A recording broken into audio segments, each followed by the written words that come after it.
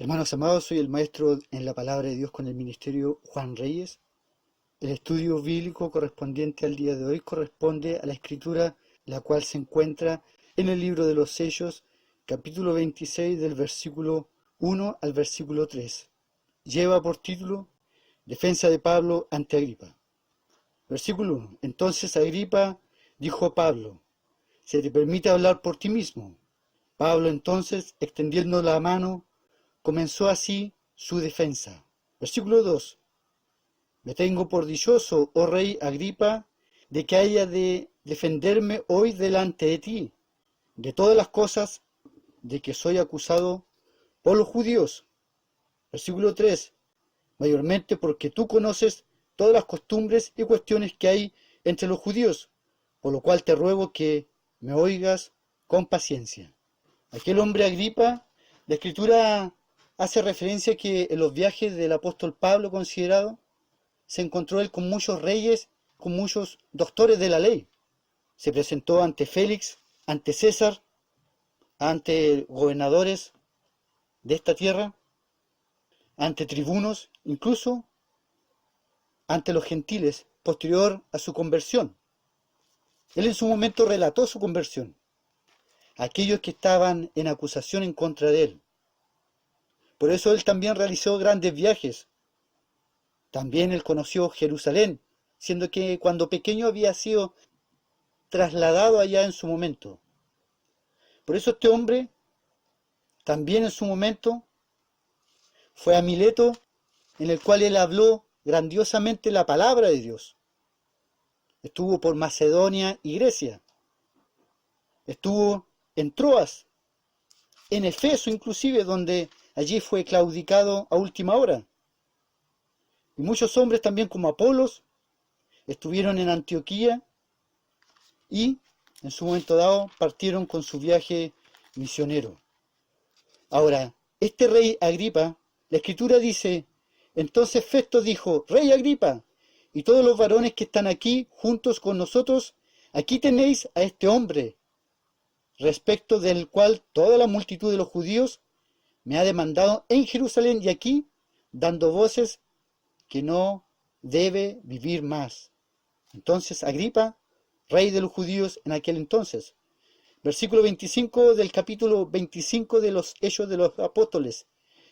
Pero yo, hallando que ninguna cosa digna de muerte ha hecho, en semejanza a lo que aconteció con Pilatos, con mi Señor Jesús de Nazaret, y como él mismo apeló, es decir, Pablo, el apóstol, apeló la acusación a Augusto, un importante líder considerado del reino también, he determinado enviarle a él. Como no tengo cosa cierta que escribir a mi Señor, le he traído ante vosotros, y mayormente ante ti, oh rey. Ese nosotros se refería a los líderes religiosos de aquel entonces, puestos por el rey para juicios, siendo el rey un mundano. Origen inicial hebreo tenía, de la familia, de la línea hebrea considerada, no siendo de la familia de los judíos realmente, porque estaba mezclada la sangre en su momento, y Agripa en su momento había obtenido los papeles como judío para escapar, para salir de un determinado pueblo, de una ciudad. Así que tenían ellos muchos origen hebreo, judío considerado, pero realmente no lo eran, eran mestizos, y malos mestizos.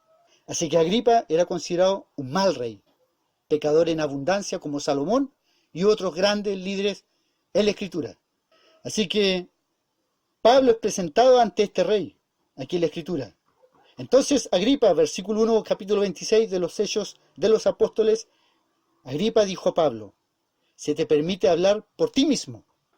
Comúnmente, en antaño, antiguamente, cuando uno era acusado de algo malo, uno tenía la oportunidad de ser acompañado primeramente de alguien que lo defendiera, como el día de hoy acontece con los abogados.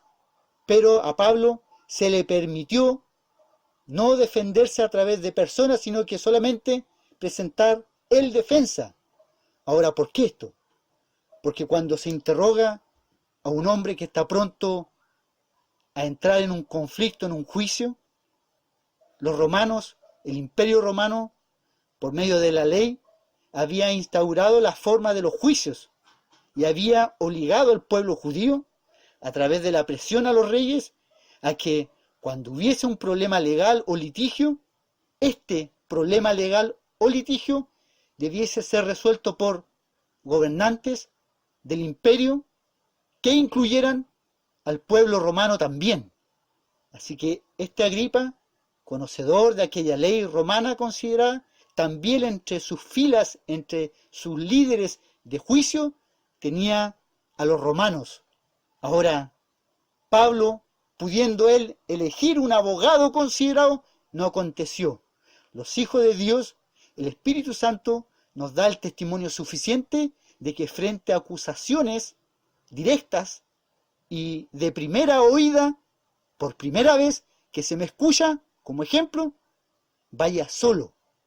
Porque si escojo defensa, recuerde que el adversario también obra en la mente de otros en abundancia. Y si usted se guarda en plenitud, en santidad, y hay murmuración en su casa de oración, hay alguna queja, y quieren escuchar la versión real de boca de usted, sea usted realmente solito quien hable. Porque si va acompañado de otros, los demonios obran en la mente de otros, el adversario coloca pensamientos en la mente de otros, y resulta que cuando estamos escuchando nuestra defensa, o a quienes deberían defendernos, nos encontramos con que ellos están hablando cosas, palabrería, algo que no es de Dios. Entonces Pablo, en decisión propia, él eligió defenderse solo.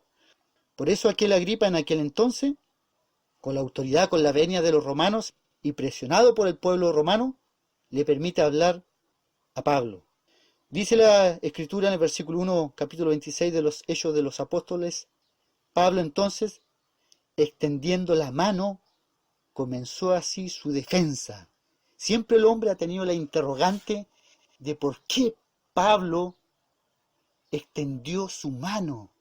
Y han considerado esto como que él puso la mano en un canon, en la Escritura, jurando, y lo han declarado en un púlpito. Por supuesto, doctrina falsa es. Los romanos antiguos, ante el César, extendían su mano, la diestra, no la siniestra, no la izquierda, porque era mal visto en aquel entonces.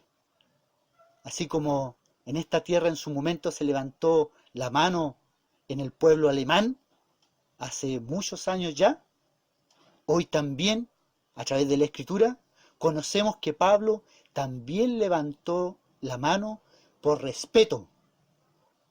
¿O fue por otra razón? La Escritura no lo detalla. Él, frente a Agripa como rey, no tenía la autoridad. ¿O sí, dada por Dios? Claro que sí. Entonces allí está el error.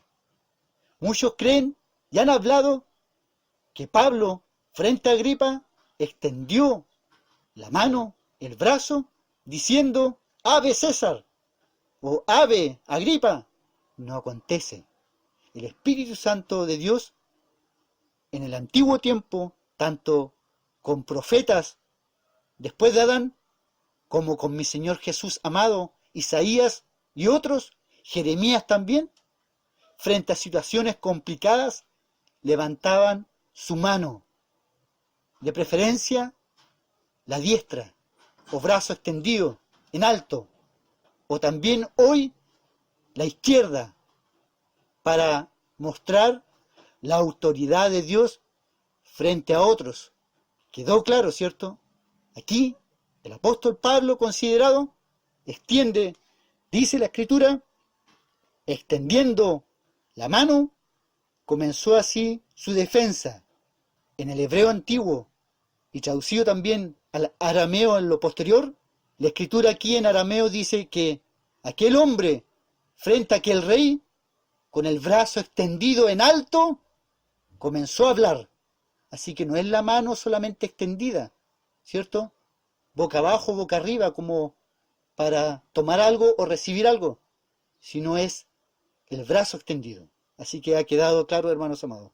Versículo 2. Me tengo por dichoso, oh rey Agripa. Un hijo de Dios debe estar gozoso de defender su autoridad, de defender la palabra de Dios, de defender su santidad a Jehová. Debe estar con gozo, más que dichoso. Dichoso es una palabra que utiliza este mundo, la dicha. Los frutos del Espíritu son amor, gozo, paz, paciencia, benignidad, bondad, fe, mansedumbre, templanza. Sobre tales no hay ley, dice la Escritura. Así que la dicha no es un fruto del Espíritu Santo de Dios, sino el gozo. Aquí en el arameo antiguo, Pablo hace referencia a aquel Agripa, que él está con gozo de poder estar allí hablando de las grandezas de Dios y también respondiendo a lo que se le acusa. Entonces, amado hermano, el gozo ha quedado claro, fruto del Espíritu Santo de Dios, por sobre la dicha, que es una palabra del mundo o mundana considerada. Aquí la palabra realmente dichoso está mal, en el arameo es gozo. Posteriormente dice, de que haya de defenderme hoy delante de ti, de todas las cosas de que soy acusado por los judíos. Recuerde que Saulo de Tarso, en su momento, este hombre malvado, en extremo, él perseguía a los hijos de Dios, al extremo de atormentarlos, matarlos, quitarles las pertenencias y todo lo que hacía el pueblo romano en aquel entonces. Incluso lo que se considera recibir pago para evitar cobrar más impuestos o en su caso torturar, matar, meterlos en la cárcel, todo aquello a través de la recepción del dinero. Ha quedado claro, ¿cierto? El día de hoy el hombre mundanamente utiliza la palabra coima. Como tal, el pueblo judío tenía odio con Saulo. Habían judíos endemoniados como judíos que vivían, que tenían una vivencia en el espíritu en plenitud, por lo cual Saulo siempre estaba siendo perseguido en su hablar. Cada vez que él se dirigía a los líderes, siempre habían judíos, hombres hebreos, ancianos, considerados, que no querían que él hablara. Ahora, ¿cuál es la razón? Si mi Señor Jesús había obrado en su vida, había sido escogido como un instrumento, era usado por Dios para hablar y había hablado a otros reyes, gobernadores y grandes líderes. ¿Cuál era la razón del por qué el pueblo judío aún acusaba a este apóstol considerado, Pablo, hoy? Era porque él hablaba el Evangelio santo, tal cual como lo predicó mi Señor Jesús de Nazaret. El fariseo siempre buscaba ocasión de hacerle caer a mi Señor Jesús de Nazaret. Así los judíos también.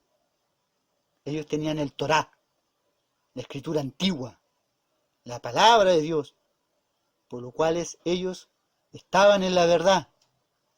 Y Pablo predicaba el Evangelio santo de salvación, por lo cual los judíos consideraban que él, endemoniado, estaba en error.